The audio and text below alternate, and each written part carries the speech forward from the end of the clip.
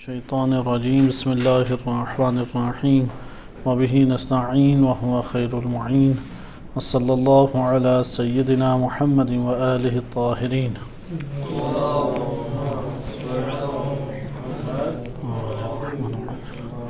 حضرت نوح علیہ السلام کے موضوع پہ گفتگو کا سلسلہ جاری تھا۔ ہم نے گزشتہ درس میں حضرت نوح علیہ السلام کی قوم کے اوپر عذاب اور طوفان نوح کے موضوع کا آغاز کیا۔ اس حوالے سے آیات کریمہ ہم نے پڑھی تھی اور انہی آیات کریمہ میں ہم نے مختلف پہلوؤں سے اس کا جائزہ لیا۔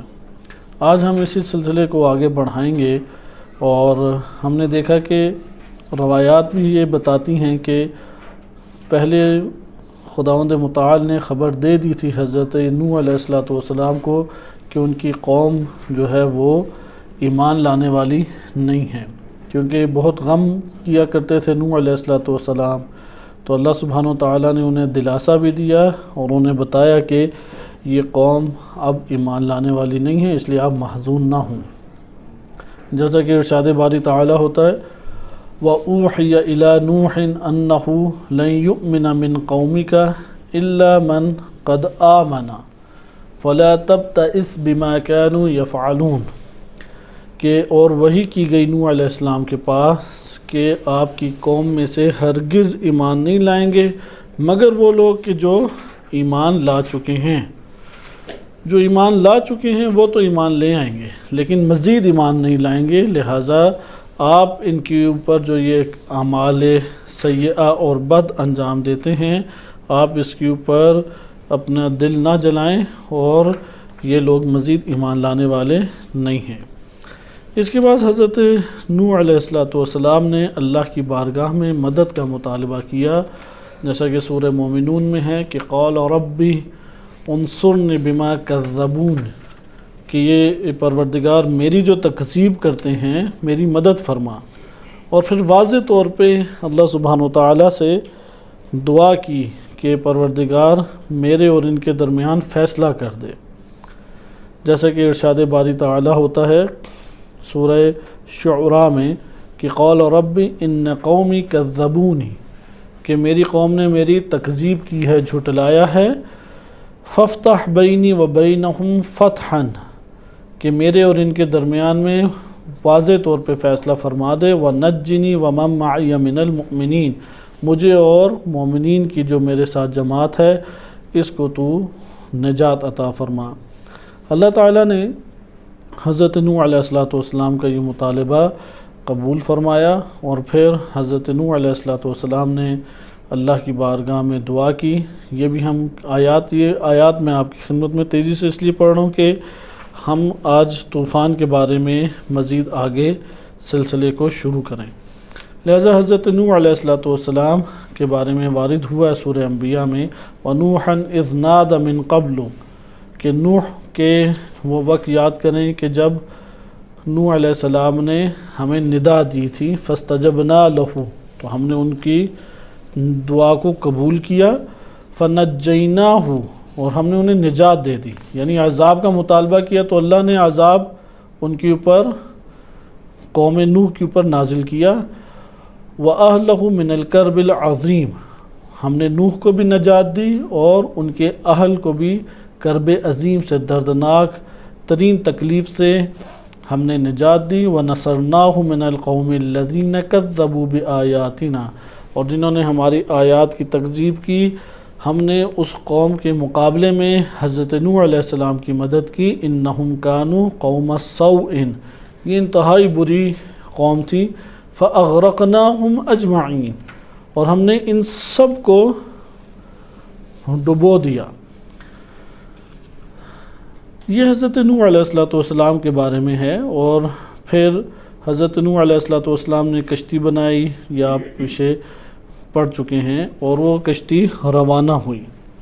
جب یہ کشتی روانہ ہوئی تو تندور کہاں پر تھا اس کے بارے میں آج ہم چند روایات کو مطالعہ کریں گے کہ یہ تندور کس جگہ پر موجود تھا اور اس تندور کے بارے میں کیا احادیث مبارکہ میں وارد ہوا ہے۔ ہمارے پاس متعدد ایسی احادیث ہیں جس سے یہ معلوم ہوتا ہے کہ یہ تندور در حقیقت موجود تھا حضرت نوح علیہ السلام کے گھر میں۔ بعض ایسی ہمارے پاس صریح روایات موجود ہیں۔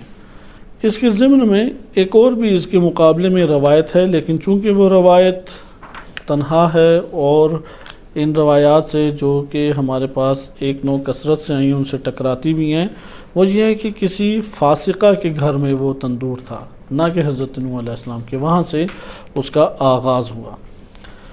حضرت نوح علیہ السلام کے تندور کے حوالے سے جو روایت ہے اس روایت کو آپ ملاحظہ کریں کہ وفارت تنور کے عنوان سے سب سے پہلے تو تفسیر قمی میں اس کا تذکرہ موجود ہے۔ تفسیر قمی میں کچھ ایک روایت ابو بصیر سے، امام صادق علیہ السلام سے ابو بصیر نے نقل کیا ہے، وہ روایت میں تیزی سے آپ کے سامنے پڑھ دیتا ہوں کیونکہ اس کا آگے کا حصہ آپ کے سامنے ابھی آئے گا، کہ اللہ عز و جل نے جب یہ تفسیر قمی جلد نمبر 1 صفحہ 327 میں ہے، لیکن اس میں آپ نے اپنی توجہ اس حصے پہ رکھنی ہے جو طوفان سے بھی مربوط ہے، کیونکہ اطراف کی بھی اس میں باتیں موجود ہیں۔ اللہ عز و جل نے جب ارادہ کیا کہ قوم نوح کو ہلاک کر دے تو 40 سال تک خواتین کو اللہ نے بانجھ کر دیا۔ فلم یولد فیہم مولود، 40 سال کوئی بچہ پیدا نہیں ہوا۔ جب نوح علیہ السلام کشتی بنا چکے تو اللہ نے حکم دیا ان ینادی بسریانیہ، سریانی زبان میں پکارا کہ کوئی بہیمہ اور کوئی حیوان نہ ہو مگر یہ کہ وہ کشتی میں حاضر ہو۔ تو انہوں نے ہر جنس کے حیوان کو، اس کے جوڑے کو کشتی میں سوار کر لیا، اور اسی کشتی میں تمام دنیا میں 8 افراد تھے کہ جو ایمان لائے، وہ بھی سوار ہو گئے۔ اللہ عز و جل نے پھر فرمایا، قرآن کی آیت ہے، اس کے بعد آگے تذکرہ آتا ہے وَكَانَ نَجَرَ السَّفِينَةَ فِي مَسْجِدِ الْكُوفَةِ، ابھی جو مسجد کوفہ ہمارے سامنے ہے اس میں کشتی بنائی تھی، جو کشتی بنی تھی وہ اس جگہ پہ بنی تھی جو آپ مسجد کوفہ ابھی دیکھتے ہیں۔ فَلَمَّا كَانَ فِي الْيَوْمِ الَّذِي أَرَادَ اللَّهُ هَلَاكَهُمْ، جب وہ دن آیا کہ اللہ نے اس قوم کو جس دن ہلاک کرنے کا ارادہ کیا تھا، كَانَتِ امْرَأَةُ نُوحٍ تَخْبِزُ فِي الْمَوْضِعِ، تو وہ اپنی جگہ پہ حضرت نوح علیہ السلام کی زوجہ وہ روٹی بنا رہی تھی۔ الذی یعرف ففار التنور فی مسجد الکوفہ، کہ یہ معروف ہے مسجد کوفہ میں جگہ کہ یہاں سے فوارے کی طرح تندور پھوٹ نکلا تھا۔ وقد کان نوح اتخذ لکل ضرب من اجناس الحیوان موضعا فی السفینہ، کہ کشتی میں ہر جوڑا انہوں نے اٹھا کے اس کے اندر رکھ دیا۔ یہ روایت بیان کر رہی ہے تفسیر قمی کی، لیکن ادھر آپ نے دیکھا تفسیر قمی کی اس روایت سے ہمیں کیا معلوم ہوتا ہے کہ تندور کہاں پر تھا؟ مسجد کوفہ کے اندر تھا۔ اسی طرح ایک معروف ہمارے پاس کتاب ہے الغارات، اس میں امیر المومنین علیہ السلام کے پاس ایک شخص آیا تھا، اس کے ذیل میں امام علیہ السلام نے بیان کیا ہے کہ تندور جو ہے وہ ایک جگہ بیان کی کہ ادھر سے نکلا تھا یا پھوٹا تھا، یعنی مراد یہ ہے کہ فارت تندور مسجد کوفہ میں تھا۔ یہ روایات کیا بیان کر رہی ہیں کہ تندور مسجد کوفہ میں تھا، اور اس مسجد کوفہ میں 1000 انبیاء اور 1000 اوصیاء نے نماز پڑھی اور اسی میں تندور تھا۔ یہ روایت ابو بصیر سے امام صادق علیہ السلام سے منقول ہے، اور اسی میں کشتی جو ہے وہ بنائی گئی تھی، اور اسی میں ریاض الجنہ بھی ہے، یہ ایک روایت میں وارد ہوا ہے۔ بس یہ روایات ہمیں بتاتی ہیں کہ موضع کہاں پہ تھا، تندور کی جگہ کہاں پہ تھی۔ ان احادیث سے ہمیں یہ پتہ لگتا ہے کہ آپ دیکھ رہے ہیں متعدد احادیث ہیں، مثلا تفسیر قمی میں ہے، الغارات میں ہے، تفسیر العیاشی میں ہے۔ تفسیر العیاشی میں ایک اور مفضل سے روایت ہے کہ امام صادق علیہ السلام سے روایت نقل کرتے ہیں کہ تندور کے بارے میں سوال کیا یہ کہاں پہ تھا اور کیسے تھا، تو امام علیہ السلام نے فرمایا کہ کانت تنور حیث وصفت لک فقلت کان بدء خروج الماء من ذلک التنور، تو امام نے فرمایا کہ یہ تندور ویسے ہی تھا جیسا کہ بیان تمہارے سامنے کیا جاتا ہے، تو اس نے پھر سوال کیا مفضل نے کہ تندور سے ہی پانی نکلا تھا؟ تو امام نے فرمایا کہ ہاں تندور سے ہی پانی نکلا. ان اللہ احب ان یرا قوم نوح الآیہ ان یری قوم نوح الآیہ، کہ اللہ سبحانہ وتعالیٰ نے یہ چاہا کہ وہ قوم نوح کو اپنی نشانی دکھائے. وَإِنَّ اللَّهَ بَعْدَهُ أَرْسَلَ عَلَيْهِمْ مَطَرًا، پھر اللہ نے تندور سے پانی نکالنے کے بعد آسمان کو حکم دیا کہ وہ برس پڑے. وَفَاضَ الْفُرَاتُ فَيْضًا أَيْضًا، اور پھر فرات ہے وہ بھی نگل پڑا اور اس میں بھی سیلاب آ گیا. وَالْعُيُونُ كُلُّهُنَّ عَلَيْهَا، اور تمام کے تمام چشمے بہہ نکلے. فَغَرَقَهُمُ اللَّهُ، اللہ نے ان سب کو ہلاک کر دیا. وَأَنْجَى نُوحًا وَمَن مَّعَهُ فِي السَّفِينَةِ، کشتی میں نوح علیہ السلام اور ان کے ساتھ جو مومنین تھے وہ بچ گئے. فَكَمْ لَبِثَ نُوحٌ وَمَن مَّعَهُ فِي السَّفِينَةِ، اس نے مفضل نے پوچھا کتنے لوگ تھے جو نوح علیہ السلام کے ساتھ پانی میں رہے، یعنی وہ کتنے دن ٹھہرے رہے، ایام کتنے تھے جو کشتی چلتی رہی. اس حوالے سے بھی متعدد احادیث ہیں، لیکن بعض ایسی ہیں کہ جو ایسا عدد بتاتے ہیں کہ انسانی ذہن قبول نہیں کرتا. لیکن اس تفسیر عیاشی کی اس روایت میں آپ ملاحظہ کریں کہ اس میں وارد ہوا ہے کہ اس میں حتی نضب الماء، یہاں تک کہ پانی جب ختم ہو گیا، وخرج منہا، اور وہ اس کشتی سے نکلے، تو وہ لبثوا فیہا 7 ایام ولیالیہا، 7 دن اسی کے اندر رہے، 7 دن کشتی طوفان میں پھنسی رہی. وطافت بالبیت، اور بیت اللہ خانہ کعبہ کا طواف بھی کیا. اس کی پر الکافی میں اور متعدد جگہوں پہ روایت ہے. ثم استوت علی الجودی، جودی کے اوپر وہ آ کے رک گئی. یہ قرآن کی آیت ہے. ثم استوت علی الجودی، یہ کشتی چلی تھی تو جودی کے اوپر آ کے یہ رک گئی.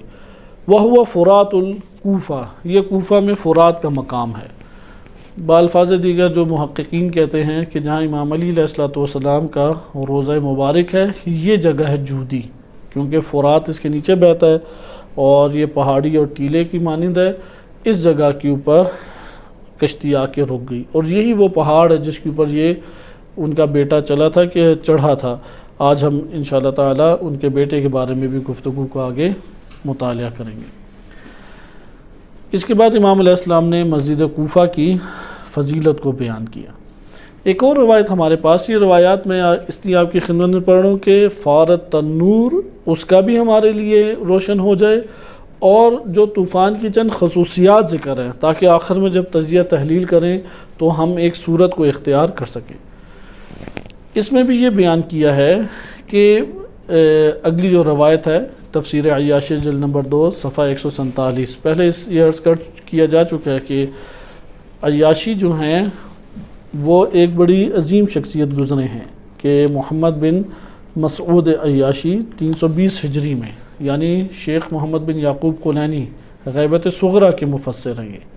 تفسیر کمی کے بعد سب سے ہمارے پاس قدیمی ترین تفسیر عیاشی ہے. تفسیر عیاشی کہا جاتا ہے کہ پہلے اہل سنت تھے، پھر شیعہ ہوئے، اور بہت امیر کبیر شخصیت تھے. تو انہوں نے اپنی تمام کی تمام دولت وہ مکتب تشیع، مکتب اہل بیت علیہ السلام کی نشر و اشاعت میں لگا دی.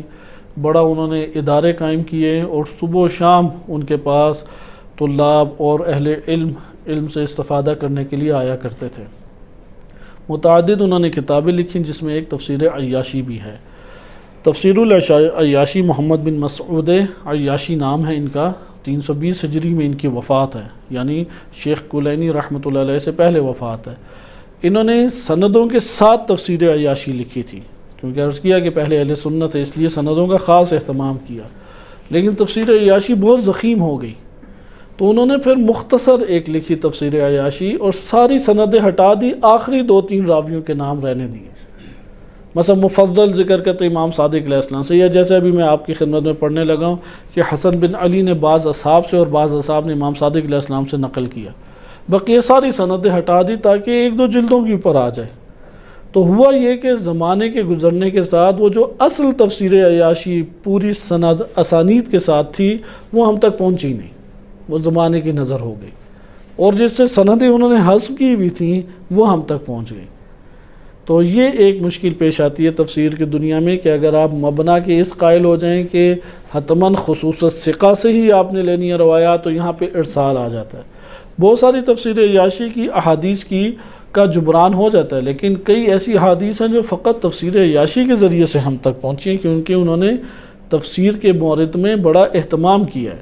تفسیر قمی کے بعد ایک نایاب ترین اور بہترین تفسیر عیاشی ہے۔ اس میں تفسیر عیاشی میں یہ ذکر کرتے ہیں کہ امام صادق علیہ السلام سے منقول ہے، امام فرماتے ہیں جاءت امرات نوح الیہ، کہ نوح علیہ السلام کی زوجہ حضرت نوح کے پاس آئی، وہو یعمل السفینہ، وہ کشتی بنا رہے تھے، اور آ کے کہا ان التنور، کہ تندور قد خرج منہ ماء، کہ پانی نکلنے لگ گیا ہے۔ یہ آپ نے الکافی میں بھی پڑھی ہے۔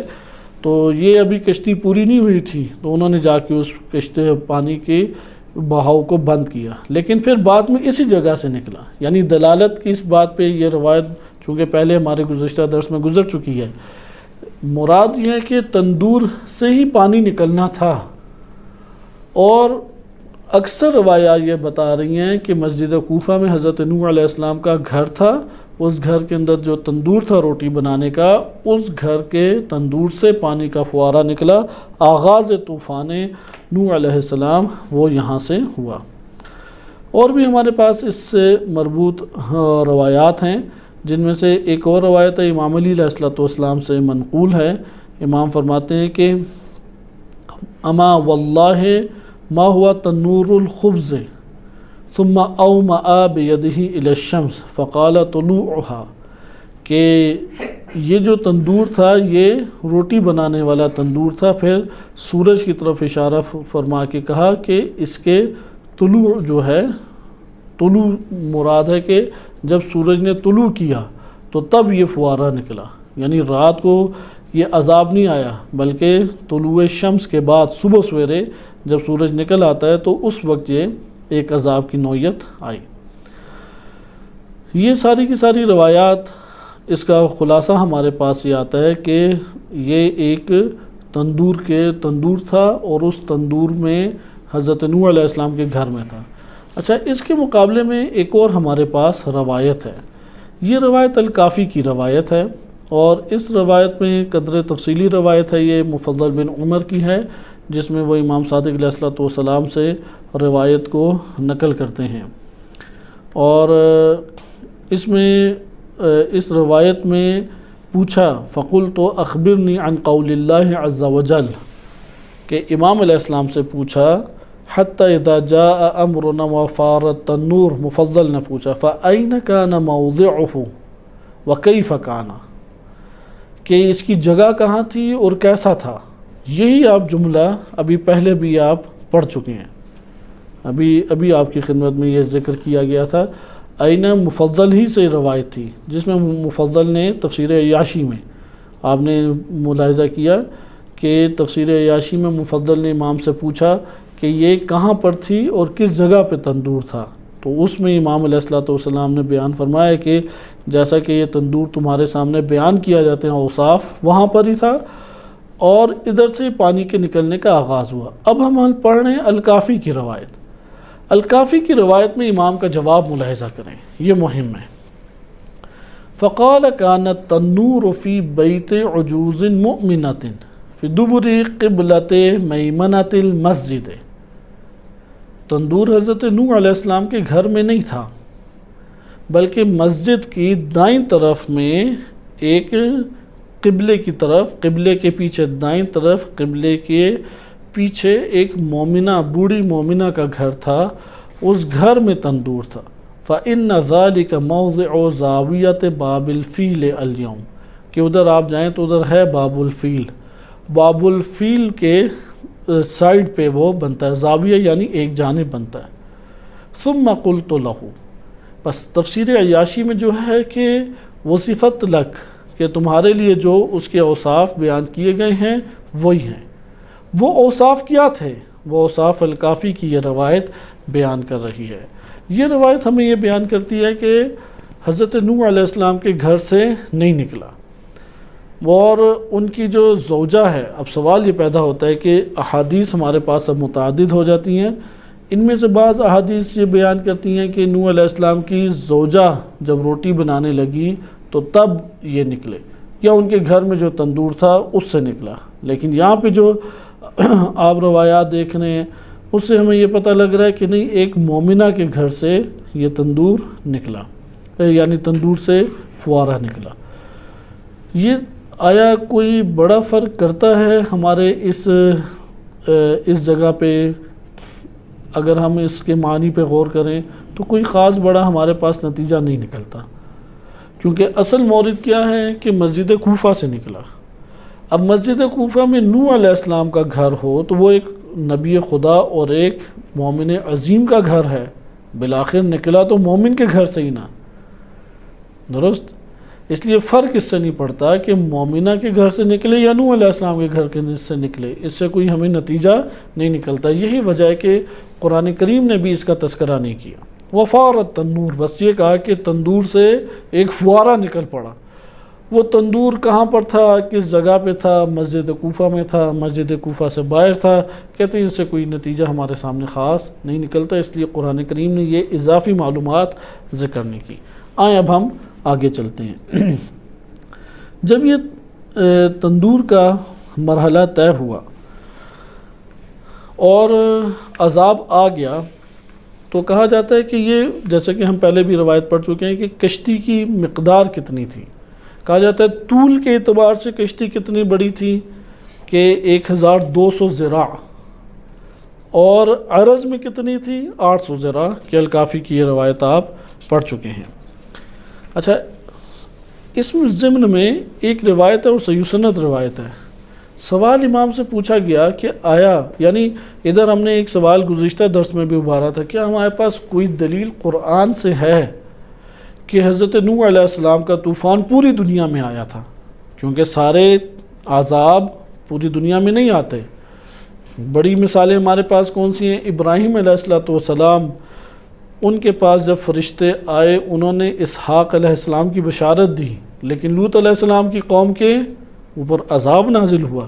اس کا یہ مطلب ہے اگر ایک قوم کے اوپر عذاب نازل ہو تو وہ کیا پوری کی پوری روئے زمین پر عذاب آتا ہے، یا صرف اس خطے میں آتا ہے؟ اس خطے میں آتا ہے۔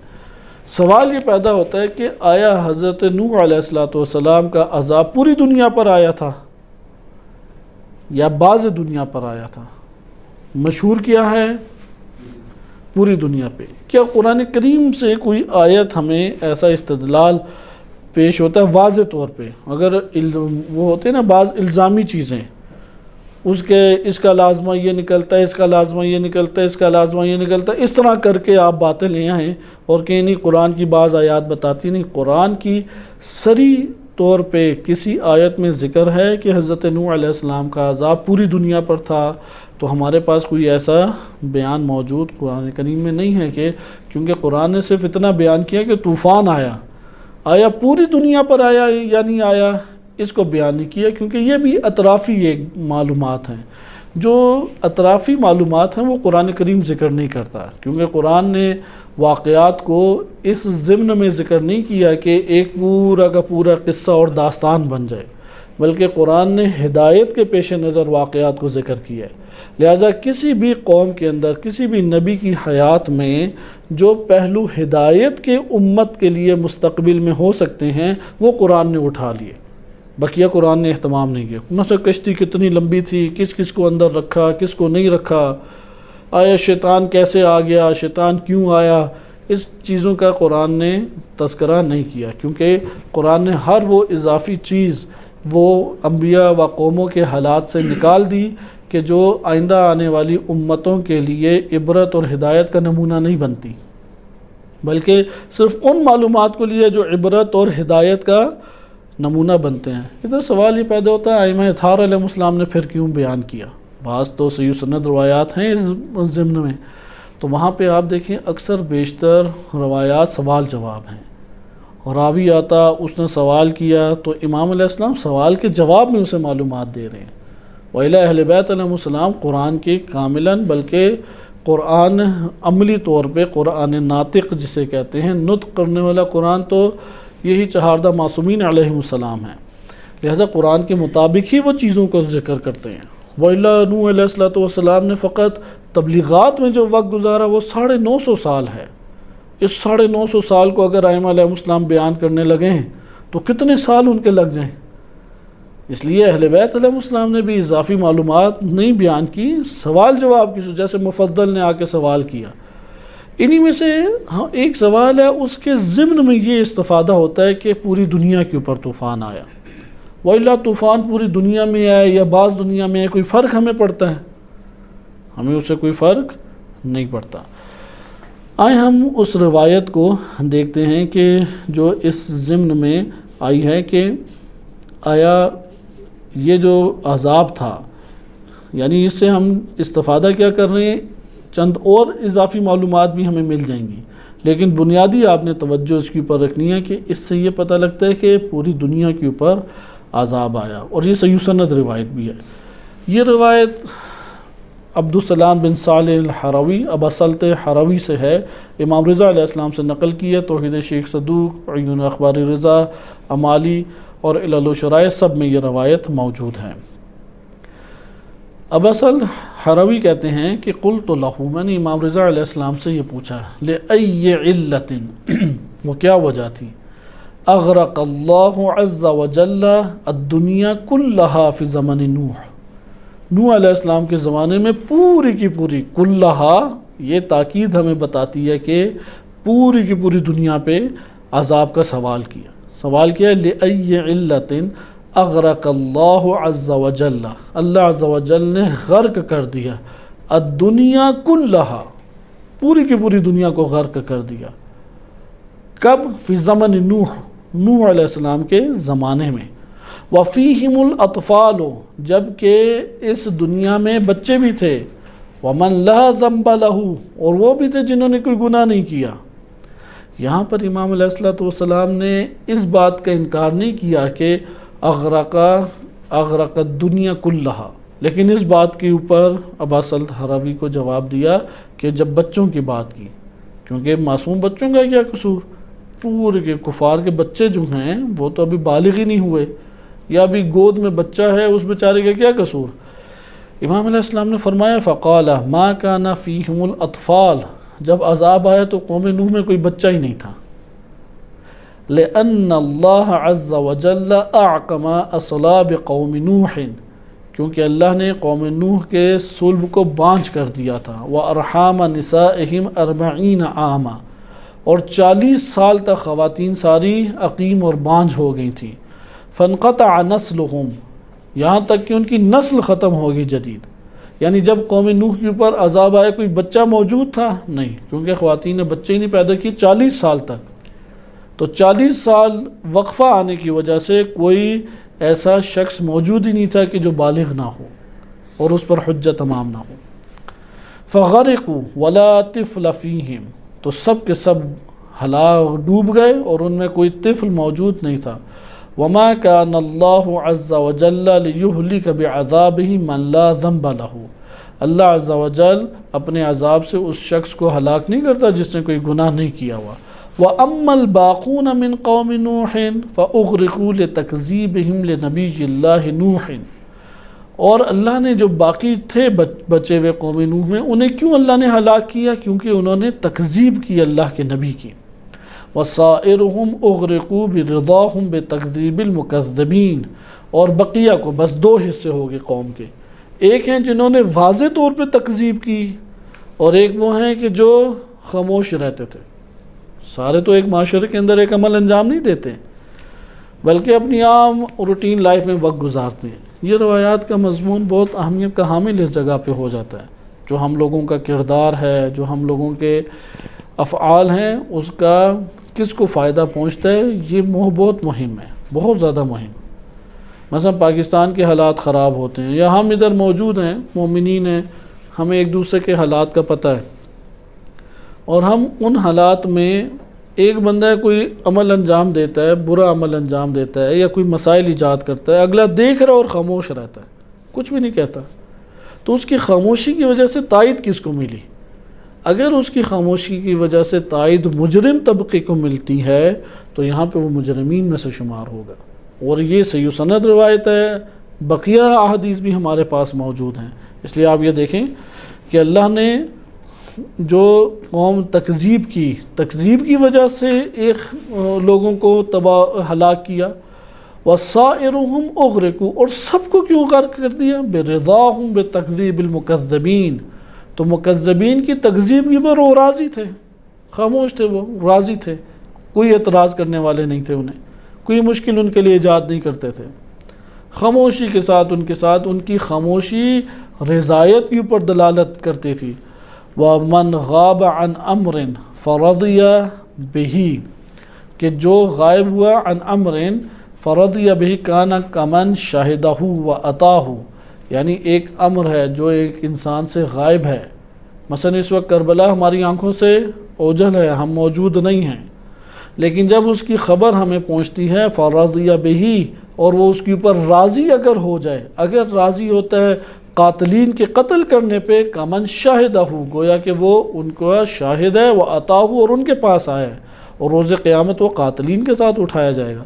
لیکن اگر کوئی امام حسین علیہ السلام کا حمایتی ہے اور ان کا مدد کرنے والا اپنے آپ کو شمار یا موقف ان کی حمایت کا رکھتا ہے تو روز قیامت وہ ان کے ہمراہ اٹھایا جائے گا۔ یہ ہمارے پاس ایک روایت تھی، اور اس سے ہمیں یہ پتہ لگا کہ پوری دنیا کے اوپر حضرت نوح علیہ السلام کا عذاب آیا، اور اس عذاب میں بچے قتل نہیں ہوئے۔ طوفان تو تھا لیکن اس میں بچے جو ہیں وہ قتل نہیں ہوئے، کیونکہ اللہ سبحانہ وتعالیٰ نے بچوں کو پہلے ہی ان کی نسل کو ہی ختم کر دیا۔ اور وسائل الشیعہ میں اس روایت کو انکار المنکر بالقلب، یعنی یہ جو امر بالمعروف و نہی عن المنکر کے ابواب ہیں، اس کے ذیل میں شیخ الرعاملی رحمۃ اللہ علیہ نے ذکر کیا، اس سے ہمیں اس کی اہمیت کا پتہ لگتا ہے۔ یہ ہمارے پاس چند باتیں تھیں کہ جس میں آپ نے ملاحظہ کیا کہ حضرت نوح علیہ السلام کے عذاب کی کیا خصوصیات تھیں۔ یہاں سے ہمارے پاس بات پہنچ جاتی ہے حضرت نوح علیہ السلام کے فرزند کے اوپر، کیونکہ قرآن کریم نے مختصر طور پہ ذکر کیا ہے۔ مختصر سے مراد ہے وہ چیدہ حصہ کہ جو اس میں ہمارے لیے ہدایت ہے۔ مثلا اجتماعی حالات حضرت نوح علیہ السلام کے، اس کے اوپر تفصیلی تبصرہ گزشتہ دروس میں ہو چکا ہے، اور ہم نے مطالعہ کیا کہ نوح علیہ السلام کی قوم کوئی غریب فقیر قوم نہیں تھی، وہ کھاتے پیتے لوگ تھے، زراعت پیشہ لوگ تھے، لیکن ان کو تباہی کس وجہ سے آئی؟ ایسا بھی نہیں تھا کہ قبائل آپس میں لڑتے جھگڑتے بھی نہیں تھے، مل جل کے باہمی طور پہ اچھی زندگی وہ معاشرہ بسر کر رہا تھا، لیکن کس چیز نے انہیں ہلاک کر دیا؟ وہ دیندار نہ ہونا، وہ اپنے دور کی حجت کی اطاعت نہ کرنا۔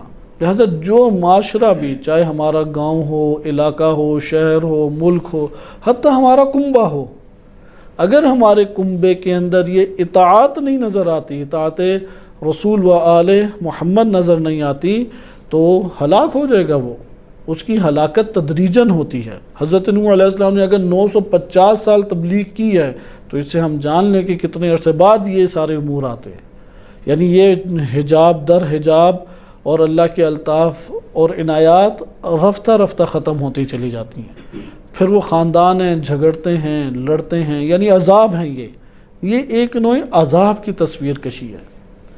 پھر ان میں معذور بچوں کے خلقت کا ہونا، غربت اور فقر کا چھا جانا، قتل و غارت کا آ جانا، مار کٹائی کا ہونا، گالم گلوچ کا ہونا، حرام طریقے سے کھانا پینا شروع کر دینا، یہ عذاب کی ایک زندگی ہے۔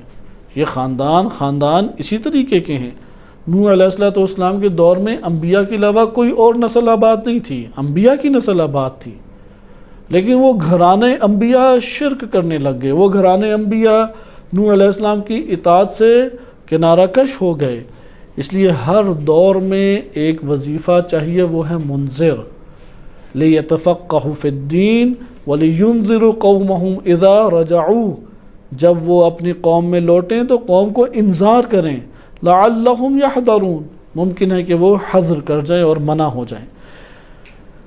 اسی اثناء میں اب آپ دیکھیں آگے کہ طوفان اور عذاب کی نوعیت، کیونکہ قرآن کریم نے کئی انواع کے عذاب بیان کیے ہیں۔ ہم قوم نوح کا بھی عذاب پڑھ رہے ہیں، لیکن اس عذاب کے زمرے میں آپ نے اس معاشرے کو ضرور مد نظر رکھنا ہے۔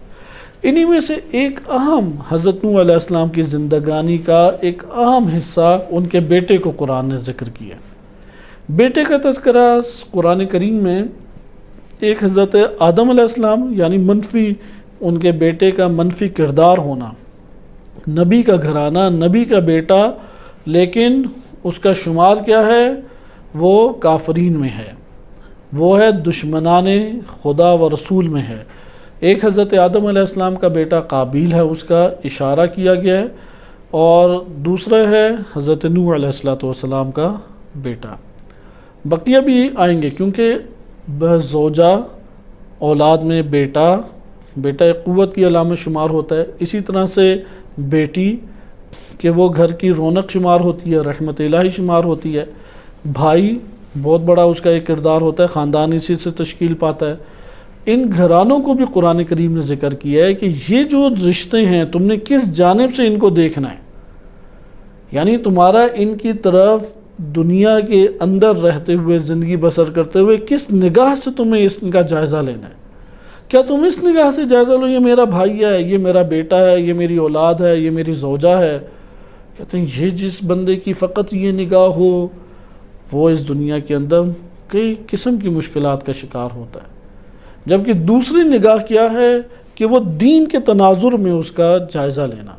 یہ اللہ تعالیٰ کی عنایت ہے، یہ اللہ کی امانت ہے، یہ میرا فرزند جو ہے یہ اگر ہدایت کے اوپر ہے تو میں کہوں گا میرا فرزند ہے، اگر ہدایت پہ نہیں ہے تو میرا کوئی اس سے تعلق نہیں، اور ہو سکتا ہے میرا فرزند نہ ہدایت کے اوپر ہو۔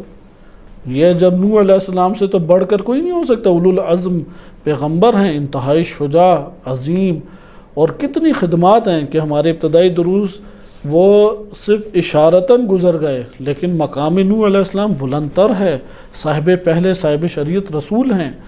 لیکن آپ ملاحظہ کریں حضرت نوح علیہ السلام کے فرزند کا کہ قرآن نے خصوصی تذکرہ کیا، اور اسی ضمن میں بعض واقعات آتے ہیں جو کہ صحیح سند واقعات ہیں، جو نسب کے ذریعے سے ایک معیار بنا کے کوئی مقام حاصل کرنا چاہتے ہیں، کیونکہ حسب اور نسب کے ذریعے سے مقام نہیں ملا کرتے۔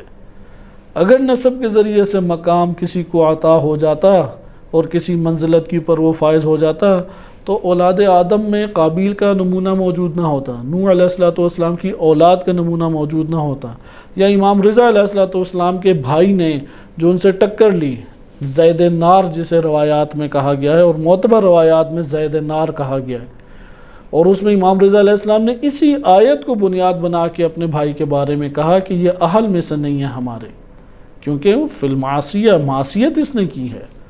تو اس لیے یہ بیٹے کا جو کردار ہے آج ہم آغاز کر رہے ہیں، انشاءاللہ تعالی اگلے درس میں پڑھیں گے، کیونکہ طوفان کی خصوصیات اسی طریقے سے مختلف احادیث میں موجود ہیں جو آپ کی خدمت میں ذکر ہوئیں۔ بیٹے اور بیوی کا جو تذکرہ ہے وہ قرآن نے خصوصی طور پہ ابھارا ہے، اور ادھر ہمیں یہ بہت اہمیت کی حامل بات ہے کہ یہ ذہن نشین بات کر لینی چاہیے۔ کوئی یہ نہ سمجھے کہ چونکہ میں مثلا عالم ہوں، یا چونکہ میں صالح ہوں، چونکہ میں مثلا ہمیشہ عزاداری اپنے گھر میں منعقد کرتا ہوں، یا فلاں میں نیک کام کرتا ہوں، میری اولاد تو ایسے نہیں ہو سکتی۔ اولاد کچھ بھی ہو سکتی ہے، ہاں اس کی تربیت میں آپ کوئی ایسا ناقص نقطہ نہ رہنے دیں، وَإِلَّا ہمارے قبضے میں کوئی اولاد، ہمارے قبضے میں تو اولاد نہیں ہے، تربیت نہ ہو اور نقص پیدا ہو جائے، ادھر اللہ تعالیٰ والدین کو پکڑے گا۔ لیکن تربیت میں اگر کوئی اس نے نقطہ نہیں چھوڑا اور تربیت میں اس نے مکمل طور پہ رعایت کی ہے، اور پھر وہ اگر برائی کا شکار ہوتا ہے تو یہ اس اولاد کی اپنے سر کے اوپر آئے گا۔ ادھر کے ٹائم ہمارا ختم ہوتا ہے، ایک چھوٹا سا مسئلہ آپ کی خدمت میں ذکر کیا جاتا ہے۔ قرآن کی جو آیت ہے جو کہ حضرت نوح علیہ السلام کے بیٹے کے بارے میں بتاتی ہے کہ اس میں حضرت نوح علیہ السلام کے بیٹے کو دو حصوں میں سورہ ہود نے بیان کی ہے۔ ایک وہ مکالمہ ہے جو نوح علیہ السلام اور ان کے بیٹے میں چلا، یہ اگلے درس میں انشاءاللہ ہم پڑھیں گے کہ کشتی ابھی طوفان کے اندر ہے، لیکن طوفان ابھی پہاڑ کی چوٹیوں کے اوپر نہیں چھا گیا، کیونکہ روایات میں وارد ہوا ہے کہ کتنی بلندی تک یہ طوفان گیا، لیکن ابھی وہ ابتدا میں ہی ہے، بڑا حصہ زمین کے اوپر چھا گیا طوفان کا۔ یہ بیٹا جو ہے یہ پہاڑ کے اوپر چڑھ رہا ہے اور ادھر کشتی موجود ہے، تو نوح علیہ السلام نے آواز لگائی کہ آ جاؤ کشتی میں، تو اس نے کہا کہ نہیں، میں پہاڑ کے اوپر چڑھ کے اپنی جان بچاؤں گا۔ اور ابھی اسی اثناء میں تھا کہ ایک موج آئی اور اسے لے کے چلی گئی۔ اب جب لے کے چلی گئی تو نوح علیہ السلام نے اپنی آنکھوں سے اپنے بیٹے کو ڈوبتے دیکھا، تو یہاں پہ ان کا دل نرم پڑ گیا اور کہا فوراً دعا کے لیے ہاتھ اٹھائے، وَنَادَ نُوحٌ رَبَّهُ، تو نوح نے اپنے رب کو پکارا، فقال ربی، اے میرے رب، ان ابنی من اہلی، میرا بیٹا تو میرے اہل میں سے تھا، تو نے تو کہا تھا کہ اہل کو نجات دے گا تو، وَإِنَّ وَعْدَكَ الْحَقِّ، اور تیرا وعدہ تو حق ہے، کیونکہ پہلے اللہ تعالیٰ کہہ چکا تھا کہ تیرے اہل کو میں نجات دوں گا، وَأَنْتَ أَحْكَمُ الْحَاكِمِينَ، اور تو بہترین فیصلہ کرنے والا ہے۔ تو اللہ تعالیٰ نے فرمایا قال یا نوح، اے نوح، انہو لیس من اہلک، یہ تیرے اہل میں سے نہیں ہے، انہو عمل غیر صالح، انہو یہ فرزند کیا ہے، عمل ہے، عمل کی صفت کیا ہے، غیر صالح، اس پہ تبصرہ کریں گے۔ فلا تسألنی ما لیس لک بہ علم، کہ اے نوح جس کا تجھے علم نہیں ہے اس کے بارے میں مجھ سے سوال نہ کرو، انی اعظک ان تکون من الجاہلین، میں تمہیں واضح و نصیحت کرتا ہوں ورنہ تو جاہلین میں سے شمار ہوگا اے نوح۔ یعنی ایک قسم کا اللہ تعالیٰ نے، وہ کہتے ہیں نا کہ ایک ڈانٹ دینا، جھڑک دینا، اس طرح کا لب و لہجہ آیت سے آشکار ہوتا ہے، انی اعظک، کہ میں پھر واز کر رہا ہوں تمہیں کہ ان تکون من الجاہلین، تم جاہلین میں سے ہو جاؤ گے اگر اس طرح سے تم نے سوال کیا۔ قال رب انی اعوذ بک ان اسألک، تو نوح نے فوراً کہا کہ پروردگار میں پناہ مانگتا ہوں کہ ایسا سوال تجھ سے کروں ما لیس لی بہ علم، کہ جس کے بارے میں مجھے علم نہیں۔ یہاں پہ سوال ایک پیدا ہوتا ہے، نبی اپنے بیٹے کے ہوئے یا اللہ کے ہوئے، کس کی طرفداری کی؟ اللہ کی۔ فوراً کہا کہ نہیں ہے میری اولاد سے۔ تو یہ ذہن میں سوچ لینا چاہیے شیعہ کو بھی کہ روز قیامت اللہ کی طرفداری اہل بیت علیہ السلام کریں گے، بندے کی نہیں۔ اگر اللہ راضی ہوا تو بندے کی شفاعت کریں گے، اگر اللہ راضی نہ ہوا تو اللہ سے ضد نہیں کریں گے اہل بیت علیہ السلام، بلکہ وہاں پہ اس بندے کو جھاڑیں گے کہ جاؤ تم، یعنی جہنم کی آگ کو کوئی بھی قریب نہیں لانے دے گا۔ اس لیے انبیاء و ائمہ اطہار علیہ السلام وہ فقط اللہ کی طرف نگاہ رکھتے ہیں، اللہ کے تناظر سے بقیہ شے کو دیکھتے ہیں۔ اللہ نے کہا لیس من اہلک، نوح نے کہا نہیں میرے اہل سے نہیں ہے۔ یہاں پہ ایک سوال ہے، انہ عمل غیر صالح، اس سے کیا مراد ہے؟ کیونکہ تفسیر قمی قدیمی تفاسیر کی کتابوں میں سے ہے، تو تفسیر قمی میں ایک بڑی عجیب بات آئی ہے، اور وہ تفسیر قمی کی بات جو ہے وہ پھر البرہان نے بھی ذکر کی، بہار میں بھی آئی تفسیر قمی میں، اس کے بعد جس کتاب میں آئی ہے کس سے آئی ہے؟ تفسیر قمی سے آئی ہے۔ وہ میں صرف آپ کے سامنے روایت پڑھ دیتا ہوں چھوٹی سی، اس پہ اختتام کرتے ہیں۔ تبصرہ نوح علیہ السلام کے بیٹے پہ، طوفان نوح کے ذیل میں نوح علیہ السلام کے بیٹے پہ کل اگلے درس میں پڑھیں گے کہ علا بن سیابہ نے امام صادق علیہ السلام سے روایت نقل کی ہے فی قول اللہ وناد نوح ابنہ، کہ فرمان الہی ہے کہ نوح نے اپنے بیٹے کو ندا دی۔ فقال، امام صادق علیہ السلام نے فرمایا لیس بابنہ، وہ تو نوح کا بیٹا نہیں تھا، انما ہوا ابنہ من زوجتہ، وہ ان کی زوجہ کا بیٹا تھا، یعنی جب شادی ہوئی تو پہلے سے ایک بیٹا ہمراہ تھا، نوح علیہ السلام کی بیگم کا پہلے سے ایک بیٹا موجود تھا۔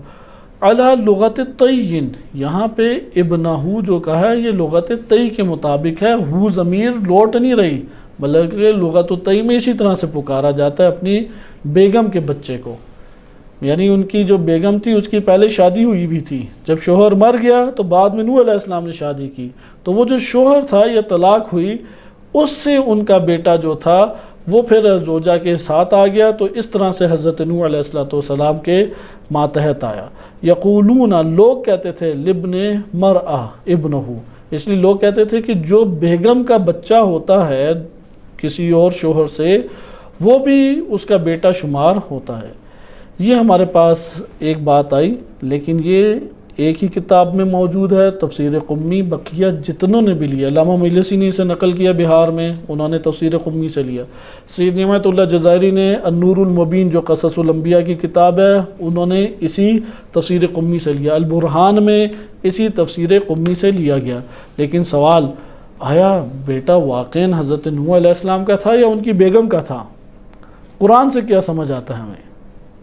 یا دونوں احتمال ہو سکتے ہیں، کیونکہ اس دور میں لے پالک بچے کو بھی کہا جاتا ہے۔ جیسے نبی صلی اللہ علیہ وسلم کی 3 بیٹیوں کے بارے میں شیعہ، اکثر شیعہ جو بر صغیر کے بالخصوص ہیں یا عرب شیعہ، وہ اس بات کے متفق ہیں کہ وہ بیٹیاں رسول اللہ کی سگی بیٹیاں نہیں تھیں، بلکہ حضرت ختیجہ سلام اللہ علیہا سے جب نکاح اور ازدواج ہوا تو حضرت ختیجہ کی ایک بہن تھی حالہ، تو جو حالہ تھیں ان کی شادی جس سے ہوئی تھی اس سے ان کی بیٹیاں تھیں۔ حالہ کے مالی وسائل قوی نہیں تھے، تو وہ جناب ختیجہ کے پاس آ گئیں اور ان کے پاس رہا کرتی تھیں۔